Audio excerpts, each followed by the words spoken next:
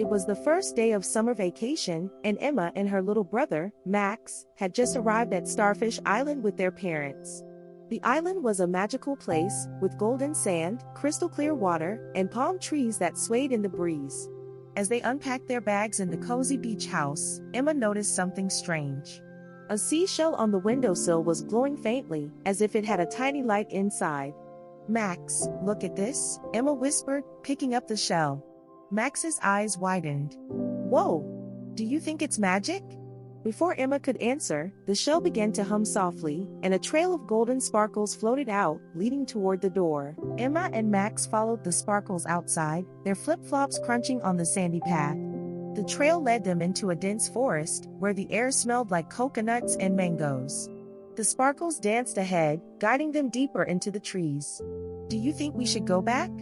Max asked, clutching Emma's hand. "We can't stop now," Emma said. "This is an adventure." The path twisted and turned, crossing a babbling brook and passing under vines that hung like curtains. Finally, the sparkles stopped at the base of a giant tree with a door carved into its trunk. Emma knocked on the tree door, and it creaked open to reveal a cozy room inside. The walls were lined with shelves filled with jars of glowing sand, shimmering seashells, and tiny bottles of what looked like starlight. "Welcome, travelers," a deep, gentle voice said. Emma and Max turned to see a face in the wood of the tree, its eyes twinkling like stars. Who are you?"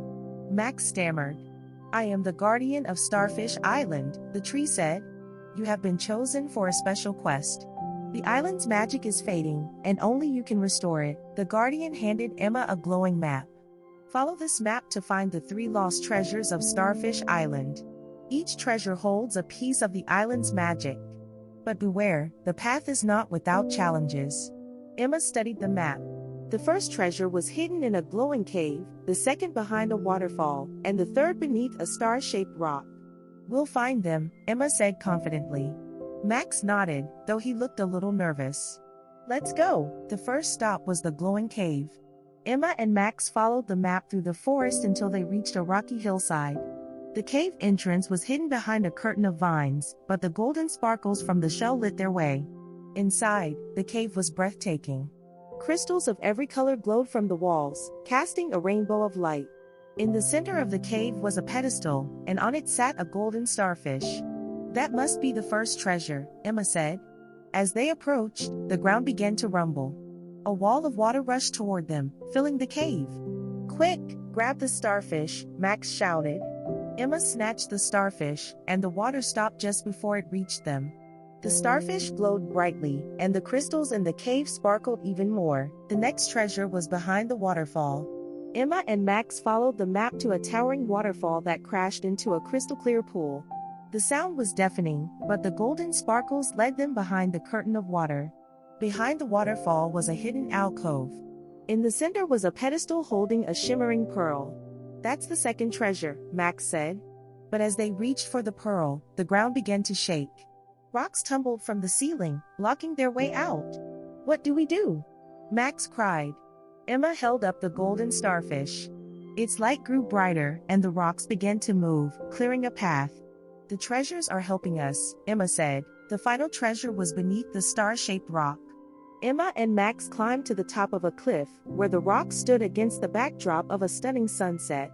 "This is it," Emma said. "The last treasure." They dug beneath the rock and found a small chest. Inside was a tiny bottle filled with swirling starlight. "We did it!" Max cheered. Emma and Max returned to the Guardian's tree with the 3 treasures. The Guardian smiled. "You have restored the island's magic." "Thank you." The treasures began to glow, and their light spread across the island. The flowers bloomed brighter, the waves sparkled more, and the air felt even fresher. Emma and Max returned to the beach house, where their parents were waiting.